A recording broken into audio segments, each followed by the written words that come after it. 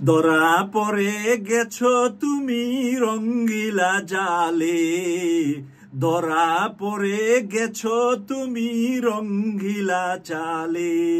ওই রঙ্গিলা জালের গানটা মনে 6 মাস আগে হাসিনা যাওয়ার পরে একজনকে নিয়ে গিয়েছিলাম। আবার 6 মাস পরে এসে এই রঙ্গিলা জালে একজন আজকে এরকম ধরা খেয়েছে, বাজার থেকে লঙ্গি খুইলা পালাইয়া গেলে যেই অবস্থা হয় সেই অবস্থায় একজন সাংবাদিক ধরা খেয়েছে। কার কাছে ধরা খেয়েছে? তাও ডাক্তার পিনাকি ভট্টাচার্যের কাছে ধরা খেয়েছে। ডাক্তার পিনাকি ভট্টাচার্য হলো 32 নম্বরের বুলডোজার বাহিনীর কমান্ডার এবং এই কমান্ডার 32 নম্বরে 5ই ফেব্রুয়ারিতে বুলডোজার পাঠানোর পরে বাংলাদেশের অর্ধেকের বেশি উপদেষ্টা সোজা হয়ে গেছে। আর এখন একজন সাংবাদিককে বাজার থেকে ল্যাংটা করে দিচ্ছে ডাক্তার পিনাকি ভট্টাচার্য। আর এই সাংবাদিকটির নাম আপনারা সবাই চিনেন এবং জানেন, তিনি হলেন সাংবাদিক মাসুদ কামাল। মাসুদ কামালকে বাজারে কিভাবে উলঙ্গ করছে ডাক্তার পিনাকি ভট্টাচার্য, আর কারণটা কি, ঘটনাটা কি ঘটেছে সেটা নিয়ে আলোচনা করছি। এরপরে আরো একজন সাংবাদিকের বিষয়ে কথা বলবো এবং তাদের সাথে কিছু লিয়াজু করে, তাদের সাথে কিছু মিশে চলে বাংলাদেশের বিএনপিপন্থী কিছু সাংবাদিকও আছে যারা নাকি তেলে জেলে কই মাছ ভাজা খেয়েছেন হাসিনার সময়। ওই কথাগুলো আজকের এই সাংবাদিকতার বিষয়ে লিঙ্ক আপ হবে এবং আপনারা সবাই কি চিনেন এবং সেই বিষয়ে আজকে আমার আলোচনার বিষয়টা হলো মজার বিষয়। এই জন্য আমি একটু গান গেয়ে মজা করে নিলাম, কারণ আমি জানি পিনাকি যাকে ধরবে তার ল্যাংটা হওয়া ছাড়া আর কোনো উপায় থাকবে না। কারণ ডাক্তার পিনাকিকে অলরেডি সেনা প্রধানকে ওই আফ্রিকায় পাঠিয়ে দিয়েছে 3 দিনের জন্য। সেই ডাক্তার পিনাকির সাথে চ্যালেঞ্জ বাংলাদেশের পুলিশ বাহিনী যায় না, র্যাব যায় না, সেনাবাহিনীর প্রধানও বলেছে কেউ মানে মিডিয়া অনলাইনে বিদেশ থেকে আমাকে নিয়ে সমালোচনা করে এত ভালো কাজ আমি করার পরেও। এটা কিন্তু সেনা প্রধানের ওই 25 তারিখের বক্তব্যে ছিল, আপনারা শুনেছেন। প্রিয় দর্শক, এখন আসি মাসুদ কামাল কি ঘটনা ঘটাইছে আর কি কারণে ওনাকে ল্যাংটা করে দিবে এখন পিনাকি। ল্যাংটা করার ঘোষণা অলরেডি দিয়ে ফেলেছে, জাস্ট 1 সপ্তাহ সময় হাতে মাসুদ কামালকে দেওয়া হয়েছে। বিষয়টা হলো মাসুদ কামাল তো সব সময় সবাইকে নিয়ে কথা বলে, আওয়ামী লীগের সময়, হাসিনার সময় আমার অনুষ্ঠানেও এসেছে। আমরা তো তখন বুঝেছিলাম যে আমাদের মতনই বুঝি হাসিনার সমালোচক উনি। আসলে নয়, উনি হাসিনার লোক, ভারতের লোক, রয়ের পেইড এজেন্ট হয়ে আমাদের সাথে যোগাযোগ রাখতেন।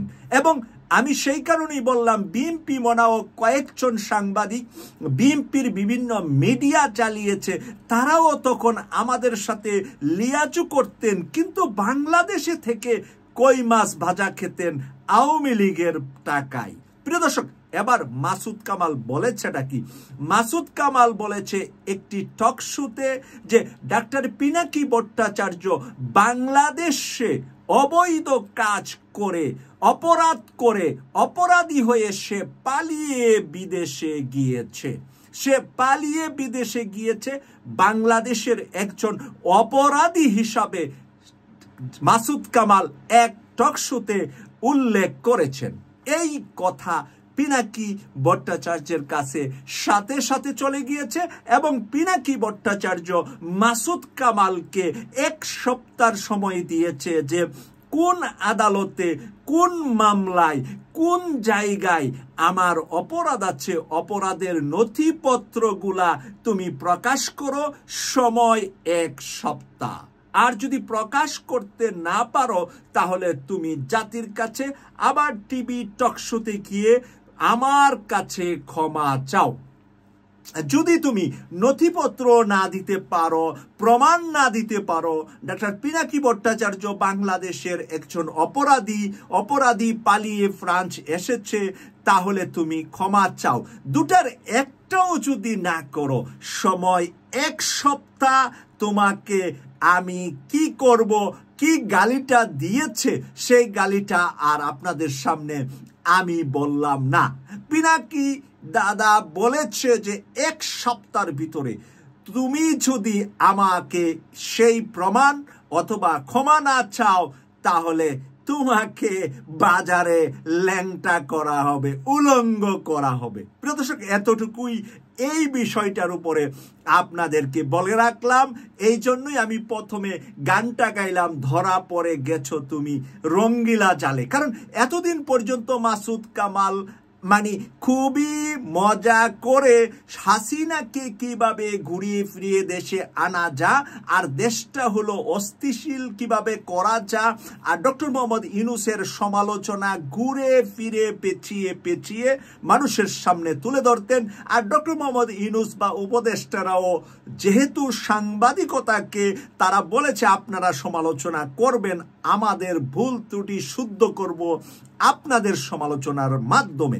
যেহেতু এখন সাংবাদিকতা ওপেন, সাংবাদিকতা করার জন্য স্বাধীনতা পুরাপুরি দিয়েছেন ডক্টর ইউনূস সাহেবের সরকার, সেহেতু উনি সেই সুযোগে ইউনূস সরকারের সুইটা হলে কোরালটা বলে ইউনূস সরকারের বদনাম আর ইউনূস সরকারের সমালোচনা চালিয়ে যাচ্ছিলেন।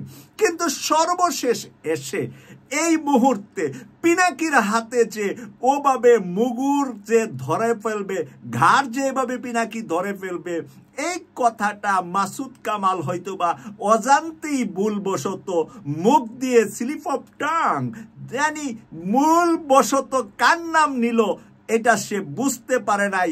নেওয়ার পরে এখন আগামী 7 দিন তার ঘুম নিদ্রা কতটুকু হবে সেটা এখন আমাদের দেখার বিষয়। প্রিয় দর্শক, এরপরে আসি আরেকজন সাংবাদিক, দেশের সুনামধন্য সাংবাদিক। আমি দীর্ঘকাল উনার 3য় মাত্রার টকশো শুনেছি, সাংবাদিক জিল্লুর রহমান, যার সাথে আমারও একটা ভালো সম্মানজনক সম্পর্ক ছিল। আমি উনাকে সম্মান করে মেসেজ দিয়েছিলাম, আমাকেও আনসার করেছিল। আমাদের কাছে যখন আওয়ামী লীগ সরকার ছিল, আমরা যখন আন্দোলন সংগ্রাম ছিলাম, আমাদেরকে তখন তিনি অনেকটাই উৎসাহ উদ্দীপনাই দিয়েছিলেন। কিন্তু সেই জিল্লুর রহমান সাহেব হাসনাত আব্দুল্লাহকে ছোট করে কটাক্ষ করে চাঁদাবাজ বলে এক ভিডিও বানিয়ে ফেলেছেন। অনেকটা চাঁদাবাজ বলার জন্য বিভিন্ন সময় বিভিন্ন জনকে নিয়ে উনি সমালোচনা করে যাচ্ছিলেন উনার পার্সোনাল ইউটিউব চ্যানেলে।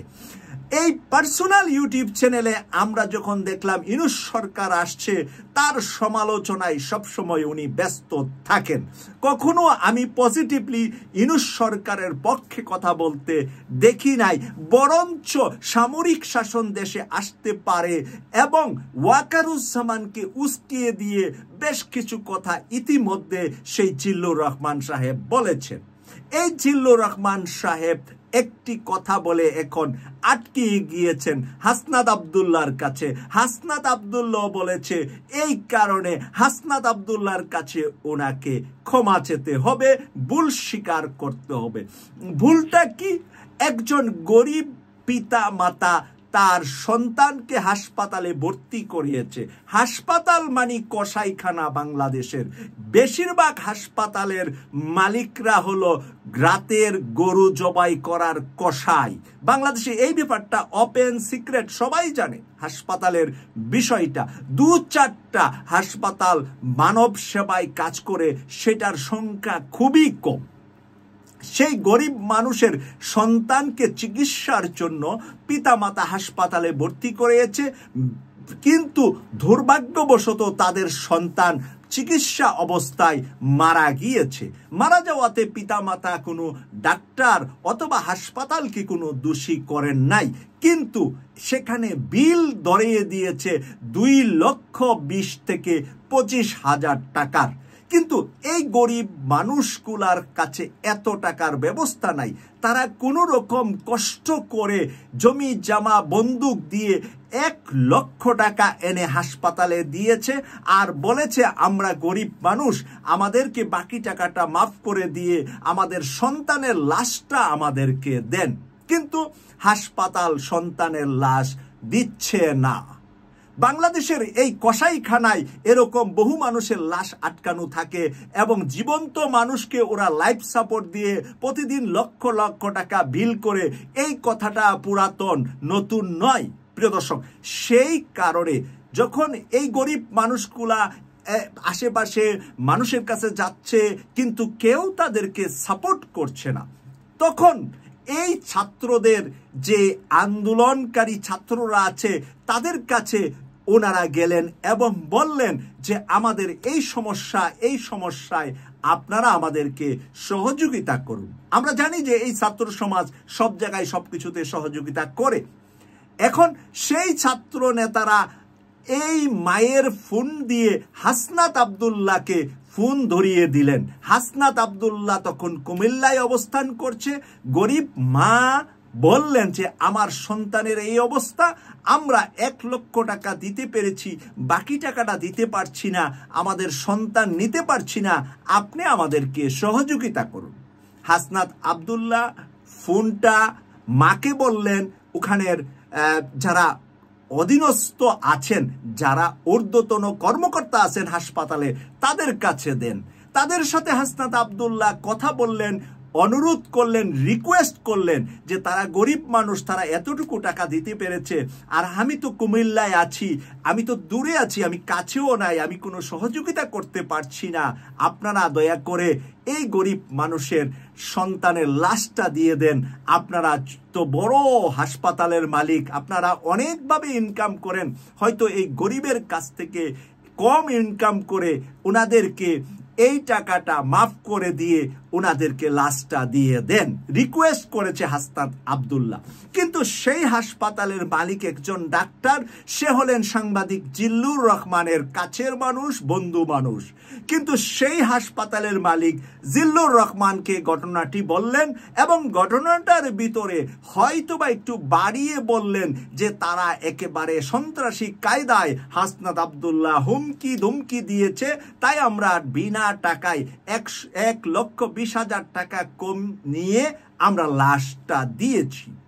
এখন জিল্লুর রহমান সাহেব ভিডিওতে হাসনাত আব্দুল্লাহকে চাঁদাবাজ বানিয়ে দিলেন। প্রিয় দর্শক, এরই মাঝে চাঁদাবাজের কোনো ঘটনা হয়েছে বলে আপনাদের বিবেককে আমি ছেড়ে দিলাম। হাসনাত আব্দুল্লাহ চাঁদাবাজ এই জায়গায় হয়েছে কি হয় নাই, নাকি মানবতা মরে গিয়েছে? কারণ বাংলাদেশের মানুষের মধ্যে, বেশিরভাগ মানুষের মধ্যে আবু জেহেলের রুহু অবস্থান করে। কারণ মানুষের মধ্যে ভালোবাসা, মানে ভালোবাসা শব্দটা শুধুমাত্র কাগজের লিখতে পারে, কিন্তু বাস্তবতা মানুষ খুব কম জায়গায়, মানে উপরের তালার মানুষদের কাছে খুবই কম, কিন্তু সাধারণ মানুষের ভিতরে ভালোবাসা একটা ছোট্ট ফল ভাগ করে সাধারণ মানুষ খায়। বাংলাদেশের গরিব মানুষের কাছে ভালোবাসা জিনিসটার রিয়েলিটিটা আছে। প্রিয় দর্শক, সেই কারণে জিল্লুর রহমান ভিডিও বানিয়ে ফেললেন হাসনাত আব্দুল্লাহর বিরুদ্ধে। এবার হাসনাত আব্দুল্লাহ নাম না নিয়ে উনি ভিডিওটা বানিয়েছেন, কিন্তু হাসনাত আব্দুল্লাহ ঘটনাটা ধরতে পেরে জিল্লুর রহমান সাহেবকে চ্যালেঞ্জ দিলেন এবং বেশ কয়েকটা মিডিয়াকে টেলিফোন করে বললেন আপনারা সেই হাসপাতালে গিয়ে সংবাদ নেন এবং খবর নেন আমি তাদেরকে কোনো হুমকি দামকি দিয়েছি কিনা। কিন্তু দেখা গেল বাস্তবতায় সে কোনো হুমকি দামকি কিছুই দেয় নাই। এখন জিল্লুর রহমান সাহেবকে বললেন হাসনাত আব্দুল্লাহ, আপনি এই সংবাদ মিথ্যা প্রচার করেছেন, আপনি ক্ষমা চান, নতুবা মানুষ মনে করব আপনি জিল্লুর রহমান একজন মিথ্যা সাংবাদিক। প্রিয় দর্শক, কোথায় গিয়ে আটকিয়েছে দুই সাংবাদিক দুই জায়গায়। প্রিয় দর্শক, সেই কারণে আজকের আলোচনাটা চলে আসছে এই online social media, mainstream media সাংবাদিকদেরকে নিয়ে। আরো একটা বিষয় আপনাদেরকে জানিয়ে রাখি, এই জিল্লুর রহমান হলেন বাংলাদেশের আরেক টিভি টকশোর আরেক ব্যক্তি, যাকে মানে গোলাম ময়লা রনি নাম দিয়েছে সাংবাদিক ইলিয়াস হোসেন। আপনারা ভালো করে চিনেন গোলাম মাওলা রনিকে। গোলাম মাওলা রনি যখন ইন্ডিপেন্ডেন্ট টিভির সাংবাদিককে মেরেছিল, আর সালমান এফ রহমান যখন গোলাম মাওলা রনিকে জেলে পাঠিয়েছিলেন, সেই জেল থেকে বের করেছিলেন এই জিল্লুর রহমান।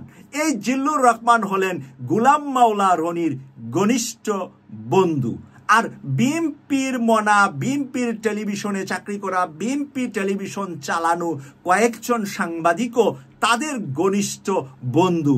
কিন্তু আমি তাদের নাম এই কারণে বলছি না, কারণ তারা ইনিয়ে বিনিয়ে মানে আওয়ামী লীগের বদনাম করে বা আওয়ামী লীগের বিপক্ষে কথা বলে, কিন্তু স্ট্রংলি বলে না, বরঞ্চ ঘুরে ফিরে মানে বাংলাদেশের বর্তমান জামাত কি অপরাধ করেছে, ছাত্ররা কি অপরাধ করে ফেললো, এই ধরনের কথাবার্তা নিয়ে সব সময় আপনাদের সামনে থাকে। তাই আমি আশা করি আপনারাও তাদেরকে চিনেন এবং তাদের কথা শুনেন। কিন্তু আজকের বিবেচনা করার দায়িত্ব আপনাদের। আপনাদের কাছে দুটা জিনিস ছেড়ে দিলাম, একটা জিনিস সাংবাদিক মাসুদ কামালের, আরেকটা জিনিস সাংবাদিক জিল্লুর রহমানের। আশা করি আপনারা বিবেচনা করবেন ভবিষ্যতে কার কথা শুনবেন, কার কথা শুনছেন এবং কতটুকু তাদের কথার মূল্যায়ন করবেন। কেটিভি 24 এর পাশে থাকবেন এই প্রত্যাশা রেখে বিদায় নিলাম। আমি সৈয়দ মাসুক, লন্ডন থেকে। আল্লাহ হাফেজ।